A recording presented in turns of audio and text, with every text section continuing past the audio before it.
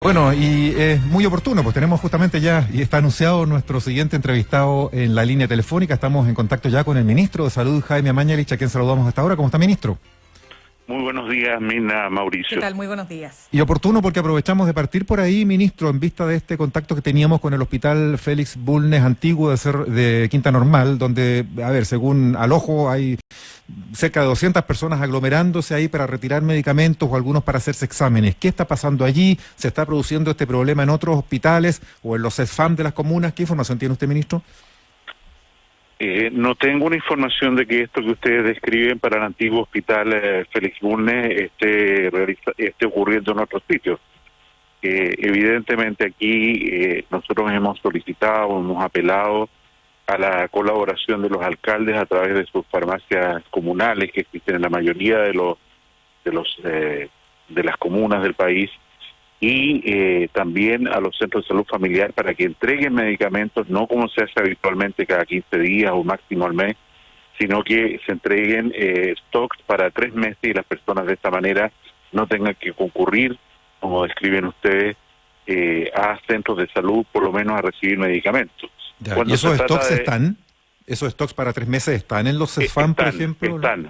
Afortunadamente, dado la preparación para esta crisis que se veía venir desde fines de enero, Senabas adquirió todos los medicamentos y además quiero recordar que se aprobó una ley específica promulgada por el presidente de la República, se tramitó muy rápido y agradecemos al Congreso por esto, que permite directamente intermediar a través de Senabas a precios muy convenientes para quienes no lo hacían.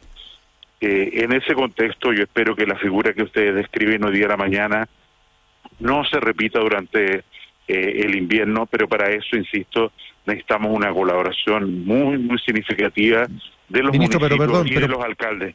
¿Podría haber también alguna decisión más central en cuanto a la forma? Hay un mismo usuario, una persona, un paciente decía, ¿por qué aquí no se usa orden alfabético, otra forma de distribuir? Para cerrar este tema, ¿cómo se podría hacer? Insisto, yo pienso que lo más importante es que las personas no se aglomeren, no se reúnan en un mismo sitio, porque ese es el riesgo de contagio que tenemos. Entonces, las medidas alternativas, la ruta amarilla que hemos hecho para la entrega de medicamentos a domicilio de pacientes postrados, por ejemplo, e insisto, todo lo que han hecho muchos alcaldes, no desgraciadamente no todos, de generar mecanismos de distribución, para lo cual tienen recursos, a los domicilios o distribuir stocks más grandes, es algo que ojalá, dado que existen los recursos y las políticas para eso, más alcaldes a lo largo del país lo tomen. Sí. Ministro, vámonos al tema de las cuarentenas. Quiero partir con lo siguiente porque investigadores de la Universidad de Chile, de la Facultad de Ciencias Físicas y Matemáticas, de la Escuela de Ingeniería, basándose en estudios del Reino Unido, del Imperial College de Londres, han señalado lo siguiente, ministro, y me gustaría que usted nos confirmara si usted está como autoridad en línea con lo que está señalando este equipo. Dice que, de acuerdo a las primeras estimaciones, si no se aplican las cuarentenas totales por zonas específicas, para junio los casos activos de COVID-19 sumarían más de 100.000 en la región metropolitana. Yo quisiera preguntarle, ¿hay coordinación con este equipo? ¿Se está actuando en tal sentido, analizando los datos disponibles? La información que dio el Imperial College, que tiene aproximadamente un mes ya de antigüedad, fue desmentida por ellos mismos. En particular, cuando el autor de ese estudio señaló que se había equivocado dramáticamente en sus proyecciones, y para el Reino Unido los sombríos de las estadísticas que había calculado no iban a ocurrir de ninguna manera. En ese sentido, yo no estoy en línea respondiendo específicamente con este estudio de la Facultad de Ciencias Físicas y Matemáticas, que por lo demás, en un informe que le entregaron al Ministerio de Ciencias, Andrés Kuhn, al ministro de Ciencia, hace 2 días atrás, lo rectifican, señalando que la política más adecuada para Chile es la de cuarentena focalizada, y apoyan lo que está haciendo el gobierno, que por lo demás se está transformando hoy día en una política mundial. Sí, entremos a ese punto, ministro, porque cuando se levanta Las Condes, viene naturalmente la pregunta, bajó sustancialmente, y es un hecho de la causa, basta ver las cifras, el número de contagios en la zona, o sea, la cuarentena funcionó. Pero ¿qué va a pasar ahora cuando esa misma población de Las Condes comienza a tener contacto con otra población, hablemos de trabajadoras, por ejemplo, trabajadoras de casa particular, los trabajadores de la construcción, que van a empezar a llegar naturalmente a la zona y que vienen de comunas que no han tenido cuarentena? Entonces lo que dicen los críticos es que acá lo que se va a producir es nuevamente como una vuelta atrás. ¿Cómo se podría explicar esto, ministro, para entender que la medida efectivamente va a ser mejor que mantener la cuarentena en estas mismas comunas que han tenido mayores índices de contagio? Yo creo que en primer lugar, cuando determinados alcaldes piden cuarentenas totales, generales de toda su comuna, y para qué decir de toda la ciudad o todo el país, no saben del daño que están hablando y que produciría estas medidas en su población. En las comunas que han tenido cuarentenas así, digo Chillán, por ejemplo, los propios alcaldes ya han cambiado de opinión. ¿Por qué? Porque la gente sufre, pasa hambre, se produce aumento de la violencia intrafamiliar, se producen otras infecciones dentro del hogar, y en ese sentido las cuarentenas tienen que ser, son medidas extremas, tienen que ser focalizadas y tienen que tener un principio y un fin, de acuerdo a la realidad epidemiológica.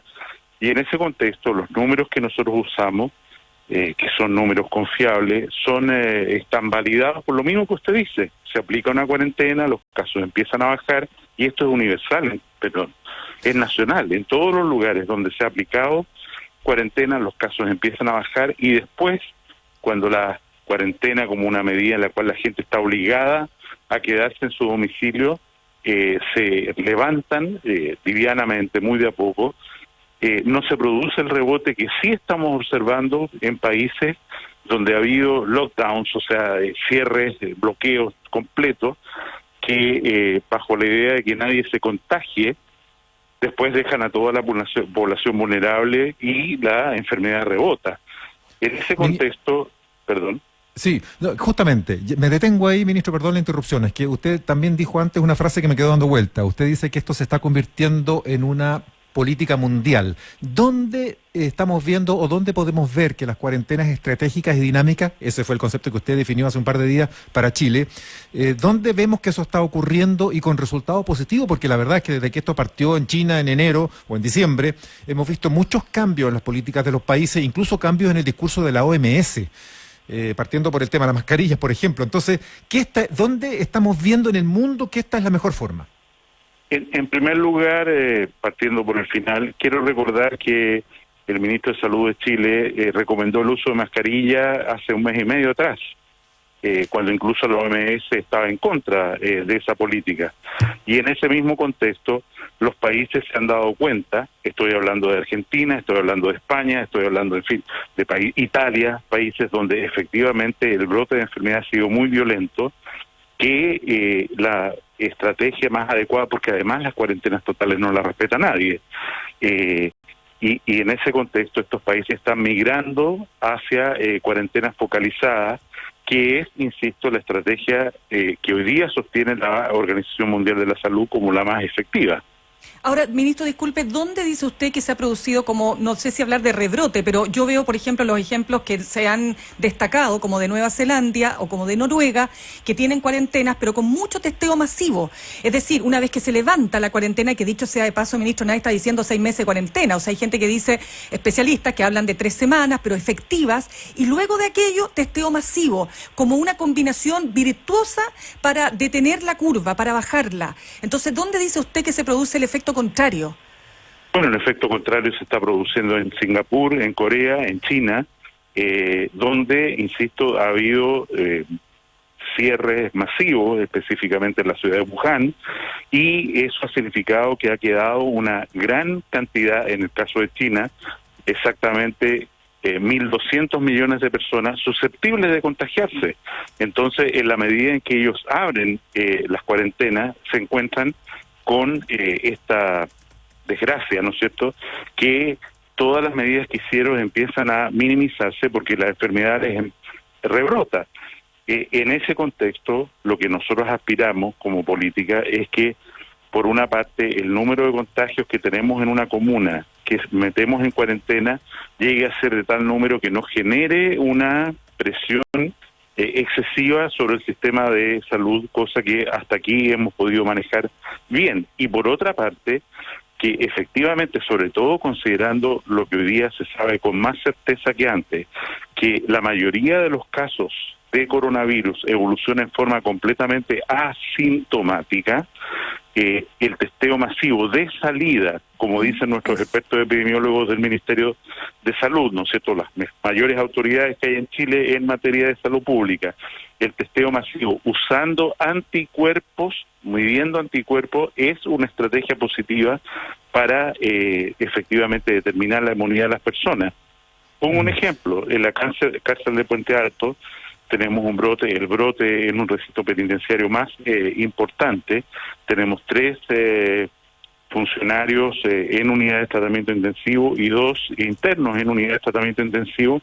Hicimos testeo de PCR masivo en la cárcel de Puente Alto, con PCR, sí. Insisto, resultado. Cortito, porque... Resultado, sí. Todo es negativo. Sí, ministro, cortito. Lo que pasa es que Eduardo Engel, director de Espacio Público, frente a ese comentario que usted ha hecho, que ha aumentado o que ha habido un rebrote en Singapur o en Corea del Sur, él dice que no es así. Él dice que revisando las cifras se mantienen buenas cifras. Entonces no entiendo por qué usted dice que se produce lo contrario. Insisto en el dato epidemiológico que nosotros tenemos y que nos transmite todos los días esos gobiernos, ¿no es cierto? Y es que en la idea de que iban a tener ningún contagio, ha empezado a haber un rebrote de contagio que los ha obligado a tomar medidas, a extremar medidas que habían relajado. En el caso particular de China, por ejemplo, tuvieron que de nuevo prohibir el ingreso de todos los extranjeros porque se dieron cuenta que tienen un aumento de casos a razón en la zona que estuvo en cuarentena, a razón de 100 casos diarios nuevos, fundamentalmente por la llegada de personas que vienen de otros lugares donde hubo contagios.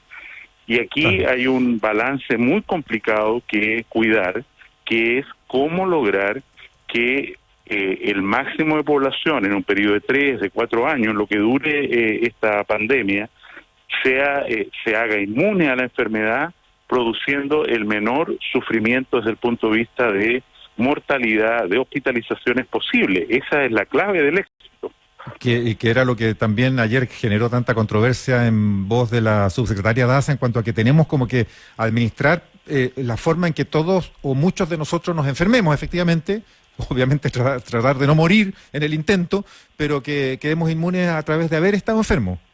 O sea, Mauricio, el destino de esto es que toda la población mundial se infecte. No hay ninguna manera de evitarlo a menos que exista una vacuna.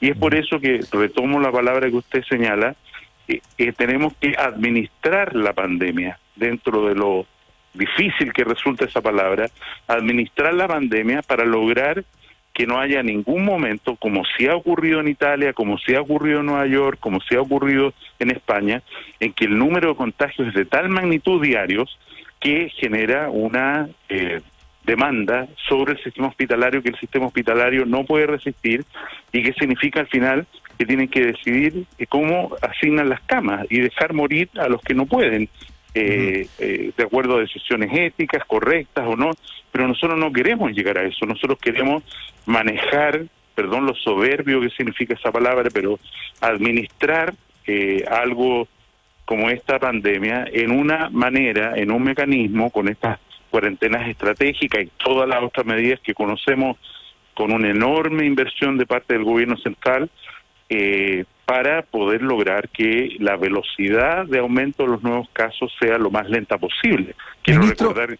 Perdón. Sí, y en esa administración, ¿cómo ve usted que esto se aterriza a nivel más local? Porque en la cuarentena de Las Condes, que ahora se levantó, la municipalidad dictaminó ordenanzas de cobertura comunal, por ejemplo, la obligatoriedad de la mascarilla en la vía pública, con incluso sanciones de por medio, citaciones al juzgado de policía local. Hablábamos hace algún ratito con la alcaldesa de San Bernardo, que nos decía que ellos también aprobaron ayer en el Consejo Municipal una norma para obligar al aislamiento y a la mascarilla en lugares más concurridos que no quedaron bajo la cuarentena parcial en San Bernardo. Por ejemplo, ya nos hablaba del centro mismo, que hay mucho movimiento comercial.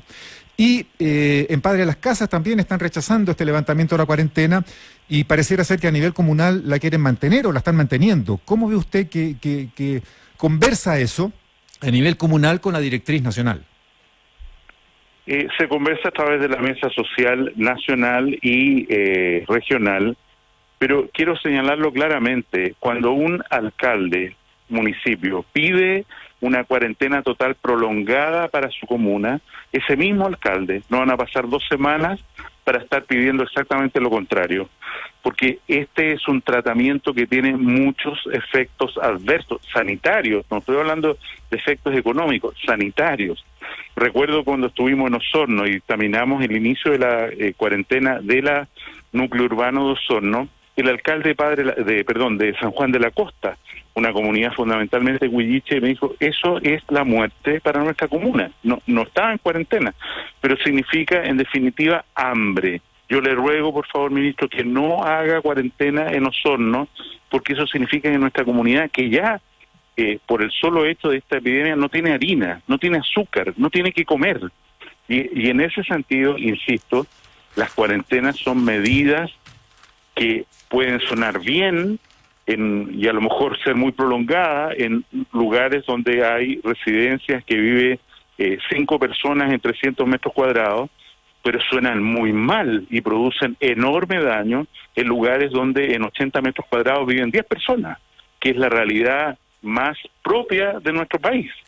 Ministro, quería plantearle un punto que dio a conocer Financial Times y tiene que ver con el tratamiento que se ha hecho a un grupo determinado de pacientes críticos, más bien terminales, que estaban con COVID-19 y se les aplicó un remedio, no me acuerdo el nombre en este minuto, me perdona, pero que se usa para el tratamiento del ébola y que tuvo buenos resultados. Falta el grupo, ¿cómo se llama? Control. Es el Remdesivir. Ahí está, justamente. Entonces, ¿qué es lo que quiero preguntarle, ministro? Solamente, ¿hay esperanza de que efectivamente, porque de aquí a que tengamos la vacuna puede pasar un año, de que podamos tener finalmente acceso a un tratamiento? Es decir, que un remedio permita controlar justamente, valga la redundancia, el tratamiento de la enfermedad. Yo creo que no hay ninguna evidencia que haya un medicamento que sirve, incluso la hidroxicloroquina, que es un medicamento antimalórico que nosotros compramos por las primeras ideas de que iba a ser un medicamento muy efectivo y que estamos usando en las unidades de tratamiento intensivo, en la realidad se ha demostrado que no tiene utilidad. Quiero recordar, para no pecar de ingenuo, que detrás de esto hay una industria farmacéutica muy poderosa, buscando oportunidades, y en particular un laboratorio, ¿no es cierto?, que quiere mostrar un beneficio de esta droga que es carísima, y bueno, pueden hacer sus experimentos, pero de ahí a usarlo compasivamente, usarlo a ver por si funciona, es crear una esperanza que hoy día no tiene asidero. ¿En Chile se usó cloroquina o hidroxicloroquina en COVID-19 y no resultó? ¿Se ha usado? No. Nosotros hemos usado, tenemos, por supuesto, un stock enorme de hidroxicloroquina en Cenabás, comprado por Cenabás, pero la evidencia que era tan prometedora al principio respecto al uso de este medicamento que tiene otro objetivo, en realidad se ha ido diluyendo y los estudios posteriores muestran que la supuesta efectividad inicial pareciera no ser tal. Nosotros lo seguimos usando por, las primeras evidencias que obtuvimos, pero creo que hay que tener mucho cuidado con los cantos de sirena y con los intereses comerciales que una situación como esta pone en juego para que un laboratorio logre vender un medicamento carísimo, insisto, incluso sin pasar por las pruebas rigurosas que se requieren para estar seguro que un medicamento, un fármaco, produce mucho más beneficio que daño. La hidroxicloroquina es un medicamento con muchos efectos adversos, sobre todo cardiovasculares. Entonces no es cosa de usarlo como si no fuera nada. Ministro, quisiera llevarle un tema que también ha estado en la polémica y tiene que ver cuándo una persona puede ser considerada dada de alta, porque se ha hablado de estos 14 días, pero tenemos el caso, por ejemplo, del periodista de Televisión Nacional de Chile, Anuar Farrán, que después de 20 días volvió a dar positivo en su examen de coronavirus. Entonces le pregunto, ¿cuál es el criterio ahí? Este tema lo hemos comentado varias veces. En primer lugar, hacer exámenes de PCR, o sea, búsquedas de partes del virus a través de esta reacción, que es muy útil al inicio para el diagnóstico de la enfermedad. No tiene sentido, y de hecho nuestro comité de expertos y la Organización Mundial de la Salud ayer lo desaconseja firmemente. ¿Por qué? Porque va a haber personas que se han recuperado de la enfermedad y que van a mantener un PCR falsamente positivo. ¿Por qué? Porque este examen pesquisa restos del virus, pedacitos del virus. Y es el caso que personas que han tenido infección tienen todavía en sus secreciones restos del virus que no es viable, que cuando se pone a cultivar el virus no se reproduce, o sea, no produce infección. Y en ese sentido, nuestro comité ha desaconsejado firmemente el uso de PCR de salida o de seguimiento, y su resultado positivo debe ser mirado con extrema cautela. Lo que se recomienda, o sea, tenemos un dato epidemiológico, y es que es extremadamente improbable que una persona que ha pasado los 14 días de cuarentena sea infectante. Y en ese contexto están las directrices que el Comité de Expertos chileno recomendó y que están en la página web del Ministerio, para decir a los 14 días una persona puede ser declarada como no infectante y retomar una vida normal. ¿Cómo comprobarlo?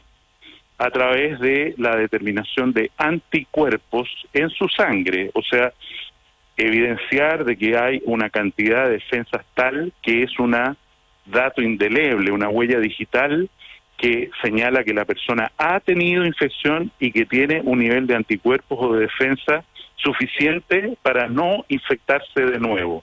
¿Por cuánto tiempo? Lo único que tenemos hasta este momento es las extrapolaciones del primer virus SARS. Quiero recordar que este virus de ahora es muy parecido al virus SARS y por eso se llama SARS-CoV-2, el virus. Ambos son coronavirus. Ambos son coronavirus, y ese virus, el del SARS, produce una inmunidad permanente. Lo que podemos decir, para ser súper prudente, es que una persona que eleva sus anticuerpos, incluso no habiendo tenido síntomas de la enfermedad, cosa que estamos empezando a testear a través de estos llamados test rápidos, es una persona que se puede declarar como que tuvo la infección, aunque no se haya dado cuenta, como parece ser la mayoría de los casos, no darse cuenta, sobre todo niños y jóvenes, y es una persona que no se va a contagiar y que no va a contagiar a otros. Y este dato epidemiológico que se va a masificar, el examen de anticuerpos contra coronavirus en las próximas semanas en Chile, va a ser un examen extraordinariamente útil para la determinación de cómo deben seguir las cuarentenas, si una persona que estuvo, no sé, su familia en cuarentena realmente está inmunizada o no, quiénes pueden volver a hacer clases. ¿Perdón? ¿Es un examen de sangre, perdón? Es un examen que se hace en una gota de sangre, o sea, la yema del dedo, no sé, igual como se hace el examen de azúcar en la sangre. Perfecto. Y a través de un método colorimétrico, una banda de color que se tiñe en un dispositivo pequeño, como si fuera un test de embarazo, si me permite la comparación, aunque este se hace en orina, la persona puede decir o puede identificarse como que efectivamente tiene los anticuerpos. Ministro, usted lo planteó ayer de alguna manera y quisiera llevarlo a otro tema que tiene que ver con el aumento de situaciones de estrés o de depresión, derechamente, que podían también, ¿no es cierto?, llevar al aumento de ingesta de alcohol o de drogas. Ahí los médicos que trabajan en el área de salud mental están señalando la importancia de que las farmacias comiencen en este periodo a aceptar la receta electrónica, no en papel, que es la que obliga, ¿no es cierto?, la norma para poder acceder a medicamentos como el clonazepam o el alprazolam, que estarían, claro, bien indicados, ayudando a mucha gente a resistir este momento que genera mucha incertidumbre, porque además agreguemos el tema económico, ministro. ¿Se puede hacer un cambio en tal sentido desde la autoridad sanitaria? Lo ideal es que se apruebe la reforma de fármacos 2, que está en comisión mixta, porque esto tiene que ser un cambio por ley. Hablando con el señor Contralor, hay cosas que la alerta sanitaria nos permite y otras que no nos permite. Y este tema de la receta hecha, digamos, en una forma verificable, es algo que está establecido por ley. Nosotros estamos evaluando al extremo si es que la comisión mixta no resuelve rápidamente liberar este requisito y poder hacer un uso masivo de la receta electrónica, las alternativas que nos da el marco jurídico de la alerta sanitaria para poder dictar temporalmente una resolución en el sentido de lo que ustedes señalan, porque además el hecho de que la gente tenga que ir al médico, tenga que ir al consultorio para renovar una receta de un medicamento que está... Ustedes abrieron el reportaje con esto, por eso le pregunto. Evidentemente nos facilita, pero también hay que recordar que la alerta sanitaria permite algunas cosas y no permite pasar por sobre la ley. Y en ese contexto, hoy día, desgraciadamente todavía, tenemos una legislación sanitaria en relación a recetas que es anticuada y que no permite la extensión de recetas por vía electrónica, como es el proyecto que está hoy día en el Congreso. Insisto, volviendo al punto central, es evidente que nosotros tenemos una capacidad muy limitada como sistema sanitario del país para manejar las consecuencias sociales y psicológicas, sobre todo en las personas que va a venir este estrés postraumático después de este periodo tan duro de epidemia o pandemia, que además uno ve las noticias del mundo, que en otros lugares es una cosa terrible, donde se apilan cadáveres, donde se hacen cosas comunes, etcétera. Eso produce un impacto en la ciudadanía gigantesco y la verdad, nuestra capacidad para atender la demanda de salud mental que está y se va a aumentar en las semanas y meses próximos es muy limitada. Tenemos más recursos para tratar a las víctimas del coronavirus que para tratar a las víctimas de este estrés postraumático producto, insisto, de la pandemia del coronavirus y las medidas que usamos para controlarla. Bueno, se nos voló el tiempo, ministro de Salud Jaime Mañalich. Muchas gracias por conversar con ADN hoy. Muchas gracias.